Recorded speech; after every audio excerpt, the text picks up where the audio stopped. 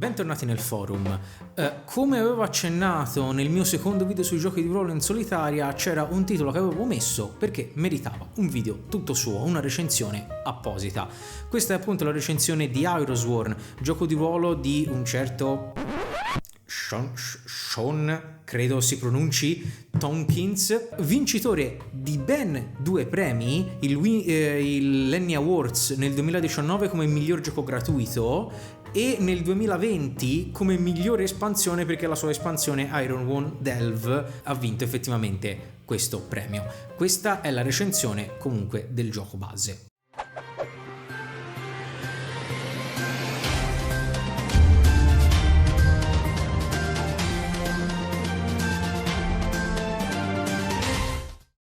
In un aspetto molto paradossale e divertente, sebbene abbia detto, se non sbaglio, in non meno di 2 occasioni che i PBTA spesso non sono esattamente il mio genere, questa è la seconda recensione ufficiale sul canale di un PBTA che rubo a Daniele, perché Iron per certi versi è considerato un PBTA, o meglio deve molto ai PBTA. Molti dei titoli capostipiti di questo genere sono nominati dall'autore appunto come ispirazione, ma li usa per creare, diciamo, un sistema di gioco un po' tutto suo, diverso per molti aspetti da quello che potrebbe essere un PBTA normale. Quindi questo è benissimo, conferma che questo genere può spaziare molto di più da, diciamo, i suoi elementi classici. L'ho citato appunto con riguardo ai giochi di ruolo in solitaria.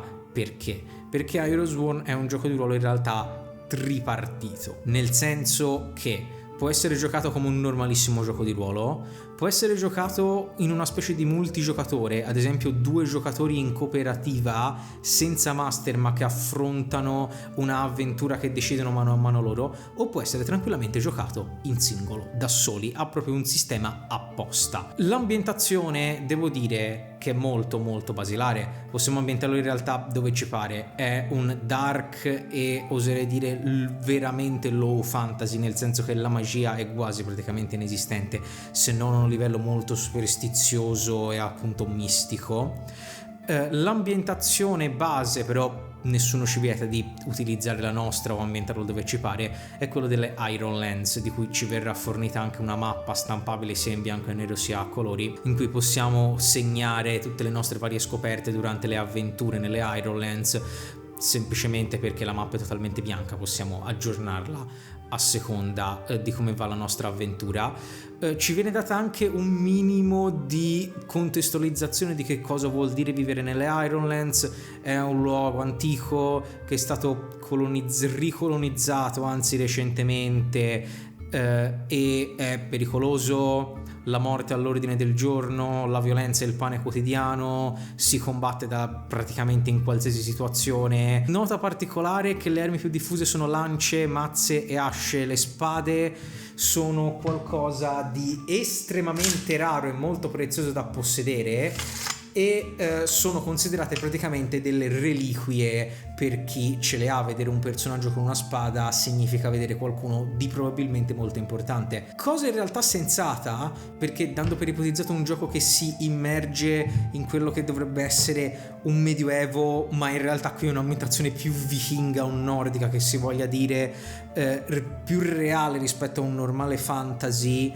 ha totalmente senso. Le spade non erano qualcosa che potevi entrare dal tuo fabbro di fiducia di Neverwinter e vedere un muro pieno fra cui scegliere. Erano armi che dovevano essere forgiate da mani esperte, molto prese su commissione, perché non le portavano tutti. Il sistema di gioco è appunto ispirato, quantomeno nella sua struttura principale, ai PBTA. Questo perché? Perché noi in realtà non dovremo mai tirare per quanto riguarda le nostre azioni, dovremo tirare in riferimento a quello che ci dice la carta della mossa. perché sì, come in un qualsiasi PBTA che si possa considerare tale, esistono le mosse che copriranno tutte esattamente le azioni che il nostro personaggio potrà fare durante la sua avventura. La mossa di attacco, quella di viaggio, c'è una mossa anche che serve per decretare quanti danni ti arrivano a seguito di un attacco che non si è riusciti a parare o a schivare. Particolarmente importante è la mossa del destino,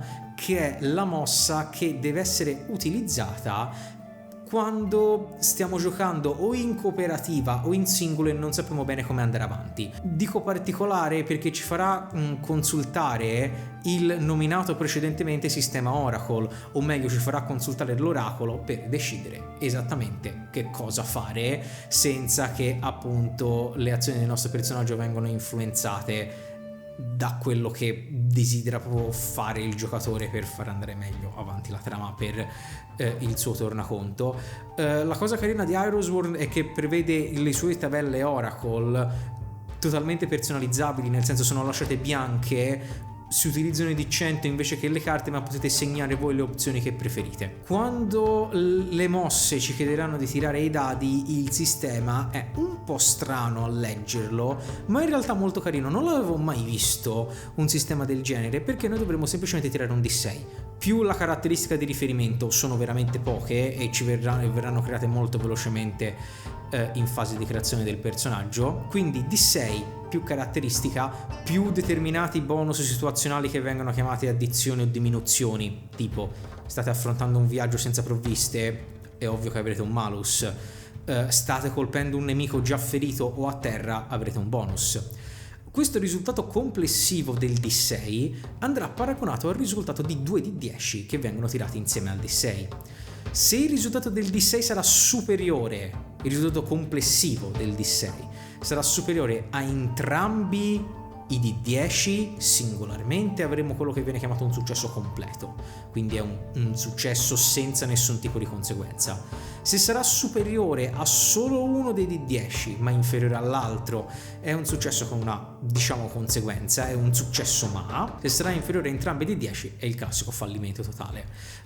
Importante sarà quando i due D10 fanno un risultato uguale, ad esempio entrambi fanno 5, perché questo quando si gioca in cooperativa o in solitaria vorrà dire aggiungere uno sviluppo inaspettato alla situazione che a seconda del nostro grado di successo potrebbe essere positivo oppure peggiorativo della nostra condizione. Il gioco è praticamente tutto qua. Esiste un sistema di stress per il nostro personaggio perché mano a mano le avventure nelle Ironlands lo logoreranno. Esiste anche un sistema che prevede il cosiddetto momentum. Il momentum è quanto sta andando bene la nostra avventura, può aumentare e può diminuire. A seconda delle situazioni questo vorrà dire che un momentum alto vuol dire che siamo nel pieno e nella fase più di successo della nostra avventura, un momentum basso vorrà dire o che ci stiamo avvicinando alla nostra fine oppure che il nostro personaggio ha bisogno di fermarsi e riorganizzare le sue priorità, ad esempio. Concettualmente, anche se diverso, è simile a quanto abbiamo visto nella recensione di Daniele con Dishonored. Altro elemento importante, e in fase di creazione ne potremo scegliere 3, sono quelli che vengono chiamati asset. Gli asset sono sostanzialmente abilità che ha a disposizione il nostro personaggio per sopravvivere meglio alle situazioni che si troverà di fronte. Ultimo elemento fondamentale che va analizzato nell'ambientazione di Ironsworn sono appunto i voti di ferro o Iron Vows, come vengono chiamati nel manuale. I voti sono giuramenti che il nostro personaggio può prendere, può avere anche in fase di creazione e che sostanzialmente lo vincoleranno a fare qualcosa durante l'avventura, sono il suo motivo per andare avanti oppure a qualcosa a cui decide di vincolarsi durante la sua avventura. È importante perché non sono solo uno strumento meccanico e quindi ci danno la direzione di dove potremo andare, ma sono anche un elemento fortemente di ruolo e essendo un gioco che può essere giocato in singolo, il ruolo, come potete immaginare, è molto importante perché all'interno delle Ironlands i voti sono considerati appunto di ferro, non si possono rompere. Ci potrà svincolare dal voto solo il suo compimento. o la morte. È ovviamente un'ambientazione molto dark, quindi è ovvio che ci siano questi elementi che devo dire che comunque si adattano perfettamente. Di Iron devo far notare appunto anche la sua espansione, Iron Delve, come appunto ho detto prima, che ci porterà nelle zone più inesplorate e pericolose delle Ironland. È disponibile anche una versione, oserei dire spaziale, di Iron venuta fuori in seguito, che si chiama Iron Starforged. Quindi se siete interessati più al fantascientifico vi consiglio di controllare anche quella.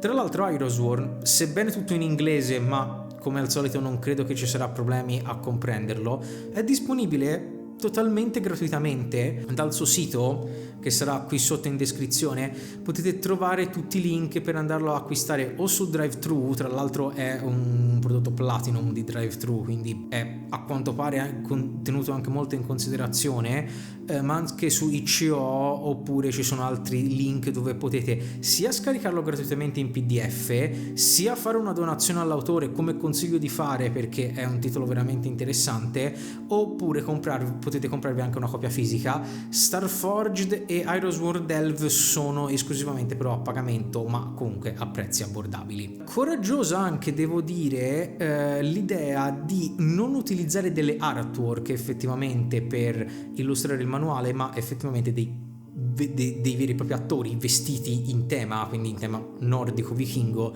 per darci l'idea di quello che possono essere le Ironland, quindi questi luoghi molto selvaggi coperti da neve con gente vestita di pelli, spade, asce e scudi.